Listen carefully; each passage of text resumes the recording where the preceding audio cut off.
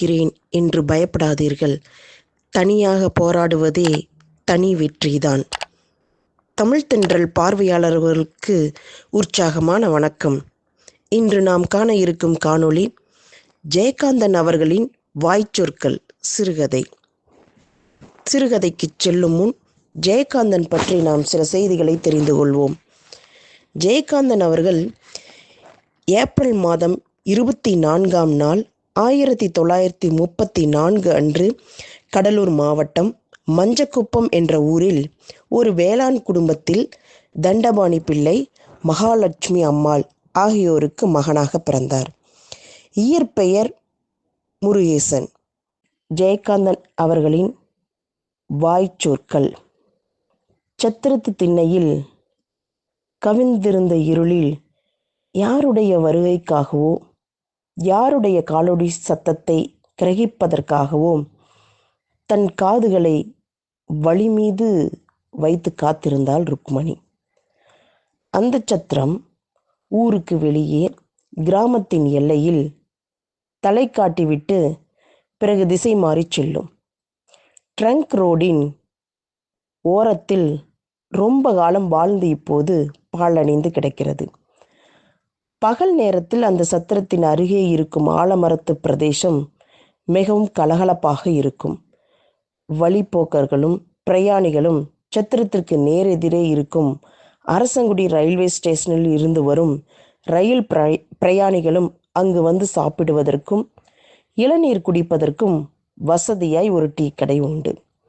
அந்த டீ கடையும் வெற்றிலை பாக்கு கடையும் இரவு நேரத்தில் சத்திரத்துக்கு பின்னால் பர்லாங்கு தூரத்தில் உள்ள பொட்டைத்திடலில் அமைந்திருக்கும் டூரிங் டாக்கிஸ் கொட்டகை அருகே வியாபாரம் செய்வதற்காக ஆலமரத்து பிரதேசத்தை காலி பண்ணிவிட்டு போய்விடும்.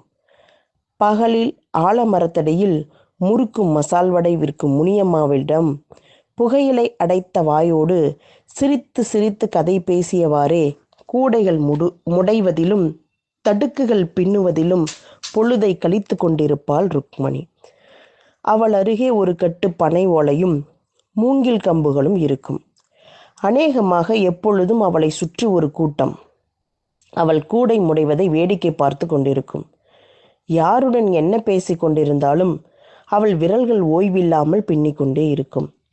அவள் கையில் இருக்கும் அந்த கத்தி மூங்கிலை பிளக்கும் போதோ ஓலைகளை கிழிக்கும் போதோ சற்றே விரல் மீது பட்டால் போதும், 2 துண்டுதான். அத்தனை கூர்மை. ஆனால் அவள் ஒருபோதும் லேசாக கூட விரல்களை வெட்டி கொண்டதில்லை. அவளுக்கு விரலில் கண்ணுண்டு. விரலில் மட்டும்தானா? செவியில், நாவில், உடலெங்கும் கண்கள்தான். ஆனால் முகத்தில் எல்லோருக்கும் கண்கள் இருக்க வேண்டிய இடத்தில் இமைகள் மட்டுமே. அவள் பிறவிக்கூடு. 10 வருடங்களுக்கு முன் 10 வயது சிறுமியான ருக்மணியை அழைத்து கொண்டு ஆலமரத்து சத்திரத்தில் குடிபுகுந்த செங்கேணி என்கிற நெல்லிக்குப்பத்தான் தன்னை தவிர வேறு ஆதரவு இல்லாத ருக்மணியின் எதிர்காலத்தை பற்றி மிகவும் கவலைப்பட்டு, இந்தாமா ருக்கு, நீயோ கண்ணில்லாத குழந்தை. எனக்கு பிறகு உனக்கு யாரும் ஆதரவு கிடையாது. கண்ணே இல்லாத உனக்கு யார் இருந்து என்ன பிரயோசனம்? அவங்களுக்கு நீ சுமையாத்தான் இருப்ப. நாளைக்கு இந்த கிழமை மண்டையை போட்டுட்டா, ஐயா கண்ணில்லாத கபோதிங்கன்னு நீ கையேந்த கூடாது. கஷ்டப்பட்டு இந்த தொழிலை கற்றுக்க. உசுறு உள்ள வரைக்கும் கால் வைத்து கஞ்சியாவது குடிச்சுக்கலாம் என்று தினசரி புலம்பி புலம்பி அவளது சின்னஞ்சிறு விரல்களுக்கு ஒரு தொழிலை பழக்கி கொடுத்திருந்தான். ருக்மணிக்கு பகலெல்லாம் ஆலமரத்தடியில் தொழில், டீ கடையில் சாப்பாடு. இரவில் ஜனசந்தடி அடங்கி கடைகள் அனைத்தும் இடம் மாறிய பின் சத்திரத்துக்கு தனிமையில் படுக்கை. இருளும் தனிமையும் தானே அவளுக்கு பழக்கமானவை. அவளுக்கு பயம் தெரியாது. இருட்டில் தனியாய் இருந்தால் என்ன, இன்னொரு துணையுடன் இருந்தால் என்ன? ஆனால் போன வாரத்தில் ஏதோ ஒரு நாள் இரவில் பேச்சு துணையாக இருந்த அவன் கண்ணப்பன் அதன் பிறகு வரவே இல்லை. அதன் பிறகு அவளுக்கு இந்த இருளும் தனிமையும் பயம் தராவிட்டாலும் வெறுப்பை தந்துவிட்டன. இன்று முன்னேற்றத்திலேயே ஏதேதோ நினைத்து கொண்ட படுத்து உறங்கி போன ருக்மணி ஒரு கனவு கண்டு திடீரென்று விழித்து கொண்டாள். கனவா? ஆமாம், பிறவி குருடியும் கனவு காண முடியும். தூக்கமும் விழிப்பும் இருக்கிறதே, கண்கள் இல்லாதிருந்தும் கனவு மட்டும் இல்லாதிருக்குமா? ஆனால் அவளது கனவுகள் ஒளிமயமானவை, சப்த ஜாலங்கள்தான். யாராருடைய குரல்கள் எல்லாமோ கேட்கும். குரலும் மெய்யுணர்வும் தான். குரலை கொண்டுதான் ஆட்களை காண முடியும் அவளுக்கு. தாத்தா செங்கேணி கிழவன் சில சமயங்களில் கனவில் வந்து ஆதரவோடு தலையை தடவிக்கொண்டு கொஞ்சுவார். இன்றைக்கு அவள் புதுவிதமான கனவு ஒன்று கண்டாள். தூரத்திலிருந்து மெல்லென புல்லாங்குழலின் நாதம் கொஞ்சம் கொஞ்சம் அருகே நெருங்கி ஒலித்தும் திடீரென விலகி மெல்லென மங்கியும் சப்த விளையாட்டு. அந்த ஜாலம் அதிகமாகி பிறகு மறைந்த பின் காதருகே நெருங்கி கணீர் என்ற குரலில் நாணக்கண் ஒன்று இருந்திடும் போதினிலே என்ற பாட்டு. யாருடைய குரல் என்று சந்தேகம் பிறக்கவே இல்லை.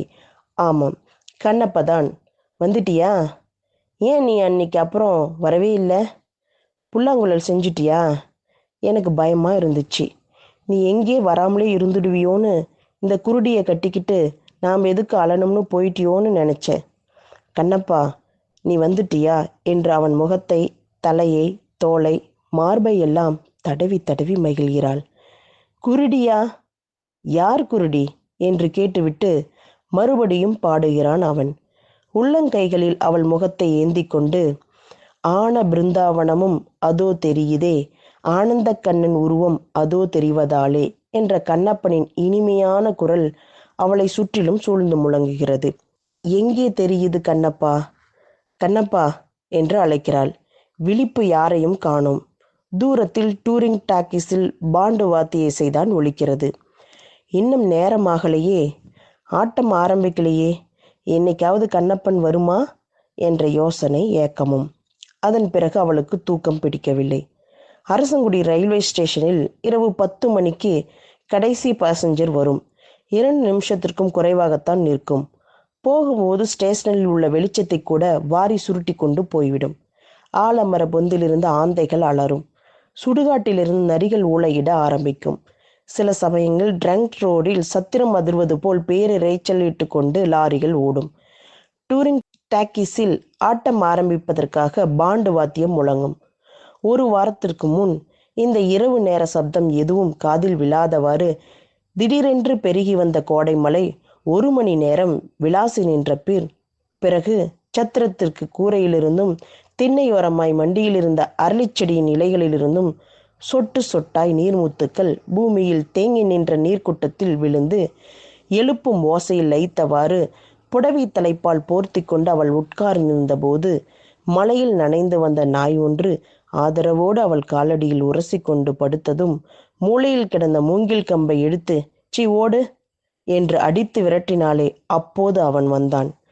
கொட்டுகின்ற மலையில் நனைந்து எந்த பக்கம் போவது என்று புரியாமல் எதிலும் போய் மோதிக்கொள்ளக்கூடாதே என்று ஜாக்கிரதை உறுதியோடு 2 கைகளையும் முன்னால் நீட்டி இருளை துளாவியவாறு மெல்ல தடுமாறிக்கொண்டே வந்தான் அவன். ருக்மணி நாயை விரட்டிய சப்தம் கேட்டு, பாரம்மா, அது இங்கே ஒரு சத்திரம் இருக்குதாமே, இதுதானா என்ற கேள்வியோடு சத்திரத்து படிகளை பாதத்தால் தடவி தடவி பார்த்து மேலே ஏறி வந்தான் அவன். ஆமாம், இதுதான். நீ எந்த ஊரு என்று விசாரித்தாள் ருக்மணி. எனக்கு விழுப்புரம். ஊர் என்ன ஊரு? எல்லாம் நம்ம ஊரு தான். டிக்கெட் இல்லாமல் ரயில்வே வந்தேன். எங்கே பிடிச்சி இறக்கி விட்டுட்டான். இப்போ இதுதான் சொந்த ஊர். ஸ்டேஷன்ல ஒரு புண்ணியவான் சொன்னார் இங்கே சத்திரம் இருக்குதுன்னு. பொழுதே இங்கே கழிக்கலாமில்லே என்று கேட்டுக்கொண்டே நனைந்திருந்த சட்டையை அவிழ்த்து பிழிந்து தலையை துடைத்து கொண்டான். பொழுதென்ன, 4 பூராந்தான் இரேன், யாரு கேட்க போறா என்று ரொம்ப சுவாரஸ்யமாக புகையிலை திருகி வாயிலிட்டு கொண்டு சூரோரமாக சாய்ந்து உட்கார்ந்தாள் ருக்மணி. அவன் தூணில் சாய்ந்து கொண்டு மடியிலிருந்து ஒரு பீடியை எடுத்து பற்ற வைப்பதற்காக தீக்குச்சியை உரசினான். தீக்குச்சியிலிருந்து எழுந்து பீடிக்கு தாவிய நெருப்பின் மங்கிய வெளிச்சம் இருவரும் பார்க்க முடியாத இருவர் தம் முகத்தையும் பார்த்துவிட்டு ஒரு நொடிக்குள் இருளில் மறைந்தது. புகையை ஆதாரமாக உட்கொள்வது போல் வாய் நிறைய புகையை இழுத்து கொண்டு தம் அடித்தவுடன் குளிருக்கு இதமாக இருந்தது. மூன்றாவது இழுப்புக்கு அந்த துண்டு பீடியின் லேபிள் கரைந்து மொடமொடவென ஒலி எழுப்பியதும் அவன் அதை அணைத்து அடுத்த வேலைக்காக தீப்பெட்டிக்குள் வைத்துவிட்டு தீப்பெட்டியில் தாளமிட்டவாறு குசியாக பாட ஆரம்பித்தான். நாணக்கண் ஒன்றே இருந்திடும் போதினிலே. அந்த அமைதியான இரவில் அவன் குரல் கணீர் என்று ஒலித்தது. ருக்மணி நிமிர்ந்து உட்கார்ந்து பாட்டை கேட்டாள். பாட்டும் பாடுகின்ற குரலும் அவளுக்கு ரொம்ப பிடித்திருந்தது. அவன் தன்னை மறந்து பாடிக்கொண்டிருந்தான். பாட்டு முடிந்ததும் தொண்டையை செருமினான். அந்த செருமலை கேட்டுதான் ருக்மணி இந்த உலகிற்கு திரும்பி வந்தாள். நீ நல்லா பாடுறே, ரொம்ப நல்லா இருந்துச்சு, இன்னொரு பாட்டு பாடேன் என்று கொஞ்சம் நெருங்கி வந்து உட்கார்ந்தாள். அவள் புகழ்ந்த விதம் உணர்ச்சி மயமாகி தடுமாறிய குரல் அவனுக்கு ஒரு தெம்பையும் பெருமையும் தந்தது. இன்னொரு பாட்டா? கொஞ்சம் தண்ணி இருந்தா கொடுக்குறியா? இங்கே கிடைக்குமா? தண்ணியா? அந்த மூலையில இருக்கு, எடுத்து குடியேன். அது சரி, நீ என்ன சாதி? படையாச்சுமா. எந்த மூலையில் இருக்கு தண்ணி என்று தரையை துளவினான். தோ வரேன் என்று பழகிய பழக்கத்தால் தடுமாற்றம் சிறிதும் இல்லாமல் மூளையில் வைத்திருந்த தகர டப்பாவை எடுத்து அவனிடம் நீட்டினாள். இதோ நாங்களும் படையாச்சிதான். குரல் வந்த திக்கில் இரு கைகளையும் அவன் ஏந்த அவன் நீட்டிய தகர குவளை கைமாறும்போது இருவரின் விரல்களும் ஸ்பரிசித்தன. ஜாதி என்ன ஜாதி என்று முணுமுணுத்தாள் அவன். ஆமா, நீ ஏன் டிக்கெட் இல்லாம ரயில்வே வந்தே? எந்த ஊருக்கு போறே என்றாள் ருக்மணி. 4 வருஷமா நான் அப்படித்தான் ரயில்வே பாட்டு பாடுவேன். சில நாள் 1 ரூபா கூட கிடைக்கும். அப்பெல்லாம் விழுப்புரத்துக்கு வடக்கு தான், தெற்கே வந்ததில்லை. அங்கே இருக்கிறவங்களுக்கு என்ன நல்லா தெரியும், விட்டுடுவாங்க. இவன் யாரோ ஒரு புது ஆள் இறக்கி விட்டுட்டான். ஆமாம், உனக்கு ஊடு வாச பொண்டாட்டி புள்ள ஒன்றும் கிடையாதா? அவன் அதற்கு பதில் சொல்லாமல் சிரித்தான். வறண்ட கைத்த சிரிப்பு. அவன் சிரித்த சிரிப்பிலிருந்து, அவன் சிரித்த தோரணையிலிருந்து ஒருவேளை ரொம்ப சின்ன பிள்ளையோ, இவங்கிட்ட போய் பொண்டாட்டி பிள்ளைன்னு பேசுனா என்று நினைத்த அவளுக்கும் சிரிப்பு வந்தது. சிரித்து கொண்டே கேட்டாள், உனக்கு என்ன வயசாச்சு? வயசுக்கு என்ன குறைச்சல்? அது கழுத வயசு. நான் உன் வயசை கேட்டா நீ கழுத வயசை சொல்றையே. வயசானால் போதுமா? 22 வயசாச்சு. பெத்தவை இல்லாம வீடு இருந்து என்ன, வாசம் இருந்து என்ன? அம்மா செத்ததுக்கப்புறம் சித்தாக்காரி ஒருத்தி வந்தா, கொடுஞ்சூலி. அவளுக்கும் பிள்ளை குட்டின்னு ஆயிடுச்சு. அப்பாவுக்கு நியாயம் தெரியல. சரி, இந்த வீட்டிலே நமக்கு இன்னா இருக்கேன்னு தெய்வத்தை துணையா நம்பி புறப்பட்டுட்டேன். வருஷம் நாளாச்சு. இன்னைக்கு இங்கே இருக்கணும்னு இருக்கு, நாளைக்கு எங்கேயோ. எல்லாம் நமக்கு சொந்த ஊரு தான். எல்லாரும் நம்ம ஜாதி தான். உலகத்துல யாரை நம்பி யார் இருக்கா? ஆனா பாரு, எல்லாரையும் நம்பித்தான் எல்லாரும் இருக்காங்க என்று கூறி பெரு மூச்செறிந்தான் அவன். நீ ஏதாவது சாப்பிட்டியா? இல்லை, மடியில 2 இருக்கு. எங்கு போய் என்ன வாங்கி சாப்பிட்றது இந்த வனாந்தரத்துல? இந்தா கொஞ்சம் மல்லாக்கொட்டை இருக்கு, தின்னுபிட்டு இன்னொரு பாட்டு பாடு. நீ ரொம்ப நல்லா பாடறே என்று கந்தல் துணியில் முடிந்து வைத்திருந்த வேர்க்கடலையை கையில் கொட்டி அவன் முன் நீட்டினாள். அவன் இருளில் நீண்ட அவள் கைகளை பிடித்து கடலை சிதறாமல் தன் கையில் கொட்டி கொண்டான். சரி, என்ன பாட்டு வேணும்? எதனாச்சும். உன் அழகை காண 2 கண்கள் போதாதே என்று தீப்பெட்டியில் தாளம் தட்டியவாறே பாட ஆரம்பித்தான் அவன். பாட்டில் லயித்திருந்த ருக்மணியின் காலடியில் மறுபடியும் அந்த நாய் வந்தது, ஒண்டியது. பாட்டு சத்தத்தில் தன்னை மறந்திருந்த அவள் எரிச்சலுற்று மூங்கில் கம்பை எடுத்து வீசினாள். இந்த தடவை அடி நாயின் மீது விழுந்தது. நாய் அலறிக்கொண்டே ஓடிற்று. அது என்ன, மூங்கில் கம்பா? எங்கே காட்டு. இருட்டில் கையை நீட்டினான் அவன். உனக்கு எதுக்கு இது என்று அவனிடம் கம்பை கொடுத்தாள் ருக்மணி. நல்ல மூங்கில்தான் என்று மூங்கிலை தடவி பார்த்தான். என்ன செய்யறதுக்கு நல்ல மூங்கில்தான் சொல்றே? அவன் மெல்ல சிரித்தான். ஏன் சிரிக்கிறே? ஒண்ணுமில்லே. ஒவ்வொருத்தன் கையிலே இருந்தா அது ஒவ்வொன்றுக்கு உபயோகப்படும். குருடன் கையிலே தான் அது ஒன்றும் ஆகிறதில்லையே. அவன் தனக்காகத்தான் அப்படி சொல்லுகிறானோ என்று நினைத்த ருக்மணி, மூங்கிலை என்னென்ன செய்யலாம்னு நாளைக்கு பாரு, நான் செஞ்சு காட்டுறேன் என்றாள். என்ன செய்வே? கூடை, மரம், தடுக்கு. அப்படியா? எனக்கு கூட புல்லாங்குழல் செய்ய வருமே. புல்லாங்குழலா? நீ செய்வியா? ஊதுவியா என்று ஆர்வத்தோடு கேட்டாள் ருக்மணி.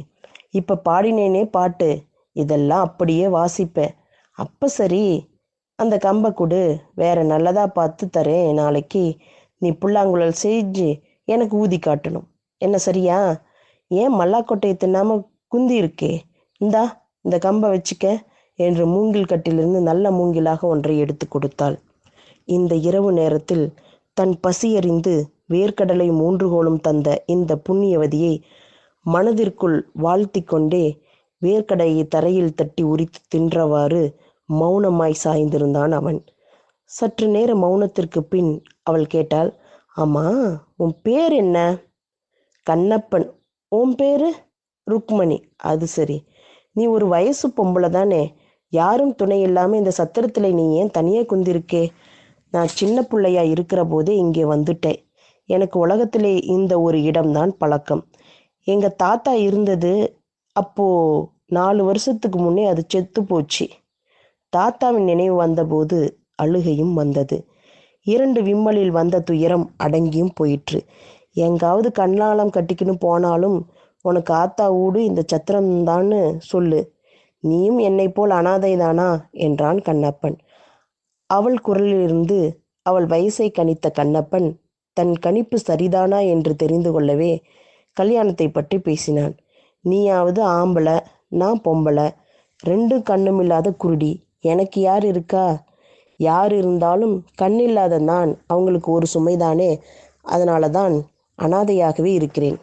அவன் உடலெல்லாம் மின்னலை போல ஓர் உணர்ச்சி விசிறி பாய்ந்து அவனை துள்ளி எழ வைத்தது. அவன் அதற்கு பிறகு ஒரு வார்த்தை பேசவில்லை. அவள் எத்தனையோ பேச்சு கொடுத்தும் கூட அவன் பதில் சொல்லாதது கேட்டு தூக்கம் வந்துடுச்சு போலிருக்கு என்று எண்ணி அவளும் தூங்க முயன்றாள். அன்று இரவு வெகு நேரம் வரை அவர்கள் இருவரும் தூங்கவும் இல்லை, பேசவும் இல்லை. மறுநாள் காலை தூக்கத்திலிருந்து எழுந்ததும் கண்ணப்பா, கண்ணப்பா என்று கூப்பிட்டாள். பதில் இல்லை. அவன் படுத்திருந்த இடத்தை தடவி பார்த்தாள். இடம்தான் இருந்தது. அவன் தன்னிடம் சொல்லிக் கொள்ளாமல் கூட போய்விட்டானே என்று நினைக்கையில் ஆத்திரம் அழுகையும் அடைத்து கொண்டு வந்தது. சற்று நேரம் செத்துப்போன தாத்தாவை நினைத்து கொண்டு ஒப்பாரி வைத்து அழுதாள். சத்திரத்துக்கு பக்கத்தில் ஆழ மரத்தடியில் ஜனசந்தடி பெருக ஆரம்பித்தது. டீ கடையில் டீ வாங்கி குடித்துவிட்டு ருக்மணியும் தனது தொழிலில் முதல் நாள் செய்து வைத்திருந்த கிளுகிளுப்பை, விசிறி முதலியவற்றிற்கு வர்ணம் பூசும் வேலையில் முனைந்தாள். நிறங்களையே பார்த்தறியாத, அப்படியென்றால் என்னவென்று கூட தெரியாத ருக்மணி தான் பின்னும் கிளுகிளுப்பைகளுக்கும் தடுக்குகளுக்கும் அழகழகாக வர்ணம் பூசுவாள். பூசப்படும் நிறங்களை பற்றி பூசிக்கொள்ளும் பொருள்களுக்கு என்ன தெரியுமோ அதைவிட கொஞ்சம் அதிகமாக அவளுக்கு தெரியும். அதாவது ருக்மணியை பொறுத்தவரை பச்சை என்றால் அது கண்ணாடி குப்பியில் இருப்பது, நீலம் என்பது தகர டப்பாவில் இருப்பது, கொட்டாங்கச்சியில் இருப்பது சிவப்பு, அவ்வளவுதான். மனம் போன போக்காய் தன் மனத்தில் இருக்கும் உணர்ச்சிகளை அவற்றின் மீது கிறுக்கி மகிழ்வாள். அவற்றிற்கு அர்த்தம் இல்லையா என்ன? அழகாக இருப்பதாய் கண் படைத்த புண்ணியவான்கள் கூறுகிறார்கள். அன்று கண்ணப்பன் சொல்லிக்கொள்ளாமல் போய்விட்ட தினம். அவள் சரியாகவே தனது வேலைகளை செய்து முடிக்கவில்லை. பக்கத்தில் உட்கார்ந்து வியாபாரம் செய்யும் முனியம்மாவிடம் கூட சரியாக ஒன்றும் பேசவில்லை. அவளை அறியாமல் மெல்லிய குரலில் உன் அழகை காண 2 கண்கள் போதாதே என்று பாடிக்கொண்டாள். அதை கேட்டு முனியம்மா அவளை கேலி பேசினாள். முனிமாவுடன் ருக்மணியும் சேர்ந்து சிரித்தாள்.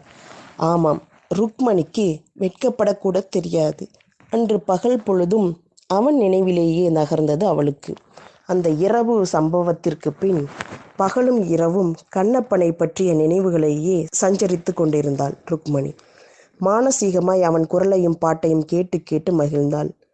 வாழ்க்கை முழுதும் அவன் பாடிக்கொண்டே இருக்க பக்கத்தில் உட்கார்ந்து தான் கேட்டுக்கொண்டே இருப்பதை காட்டிலும் உலகத்தில் வேறு ஒரு இன்பம் இருப்பதாக அவளால் நம்ப முடியவில்லை. ஆனால் அந்த கண்ணப்பன், அவனை தான் காணோமே, அவன் எப்பொழுதாவது நிச்சயம் வருவான் என்று அவளுக்கு தோன்றியது. அவனுக்காக அவள் காத்திருந்தாள். திடீரென்று கனவு கண்டு விழித்தெழுந்து அவன் நினைவில் சத்திரத்து திண்ணையில் அமர்ந்து வெற்றிலை போட்டு கொண்டிருக்கையில் டூரிங் டாக்ஸியில் ஆட்டம் ஆரம்பமாகிவிட்டது. டூரிங் டாக்கீஸ் பாண்டு வாத்திய ஓசையும் பழைய காலத்தில் புகழோடு விளங்கிய கிட்டப்பாவின் சங்கீதத்தை மானபங்கப்படுத்தி கொண்டிருந்த டீக்கடை கிராமாஃபோனின் கூச்சலும் அடங்கிவிட்டன. அந்த நிசப்தமான நேரத்தில் தூரத்திலிருந்து புல்லாங்குழல் ஓசை கேட்டது. அந்த பாட்டுதான், கண்ணப்பன் வருதோ? அவளுக்கு உடல் முழுவதும் சந்தோஷத்தில் பதறிற்று. குழலின் ஓசை வர வர அதிகமாகி நெருங்கி வருவது போல் கேட்டது. பிறகு குழலின் நாதம் நின்று மூங்கில் கம்பொன்றின் ஓசை மட்டும் டக் டக் என்று கேட்டது. சத்திரத்து படிகளில் காலடி சப்தம் கேட்கும்போது, யாரது, கண்ணப்பாவா என்று கேட்டாள் ருக்மணி. ஆமாம், எங்கே இத்தனை நாளா காணோம், சொல்லாமல் கூட போயிட்டேன்னு எனக்கு வருத்தமாக இருந்துச்சு என்று அவள் சொல்லும்போது அவனுக்கு துக்கமும் மகிழ்ச்சியும் ஏற்பட்டு தொண்டையடைத்தது. பதில் பேசாமல் மௌனமாய் அன்று உட்கார்ந்திருந்த இடத்திலேயே வந்து அமர்ந்தான். இவ்வளவு நாள் எங்கே போயிருந்தே? ஏதாவது சாப்பிட்டையா?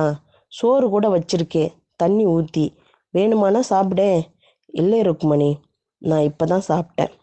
அன்னைக்கு அந்த பசி நேரத்தில் வேர்க்கடலை கொடுத்தியே, இன்னைக்கு உனக்கு நான் பலகாரம் வாங்கிட்டு வந்திருக்கேன், இந்தா என்று ஒரு பொட்டணத்தை அவளிடம் நீட்டினான். உனக்கு ஏதாவது வேலை கிடைச்சிருக்கா என்ன? அதான் நல்லது, ஒரு வயசு ஆம்பளை பிச்சை எடுக்கிறதாவது. எங்கே வேலை? என்ன வேலை? நீ ஒரு தொழில் செஞ்சு பொழைக்கல்ல, அந்த மாதிரி நானும் ஒரு தொழில் செஞ்சு ஆரம்பிச்சிட்டேன். என்ன தொழில்? அன்னைக்கு நீ கொடுத்திய மூங்கில், அதிலே ஒரு புல்லாங்குழல் செஞ்சேன். அதை 8 அணாவுக்கு விற்றேன். அப்புறம் 2 அணாவுக்கு மூங்கில் வாங்கி சின்ன பிள்ளைகளுக்கு ஊதல் புல்லாங்குழல் எல்லாம் செஞ்சு ₹1 சம்பாதிச்சேன். அப்புறம் ஒரு பேனா, கத்தி, இரும்பு ஆணி எல்லாம் வாங்கினேன். இப்போ நல்லா ஊதல் செய்ய பழக்கிட்டேன். உன்னை பார்த்து தான் எனக்கும் புத்தி வந்தது. அவன் சொல்றதை கேட்க கேட்க அவள் கைகள் அவனை அணைத்து கொள்ள துடித்தன.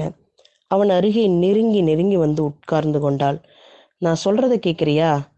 வந்து எனக்கு உன் பாட்டு, உன் குரல், நீ எல்லாம் ரொம்ப பிடிச்சிருக்கு. அதனால் நீயும் நானும் வந்து வந்து ஆமாம். அவளுக்கு வெட்கப்படக்கூட தெரியாது.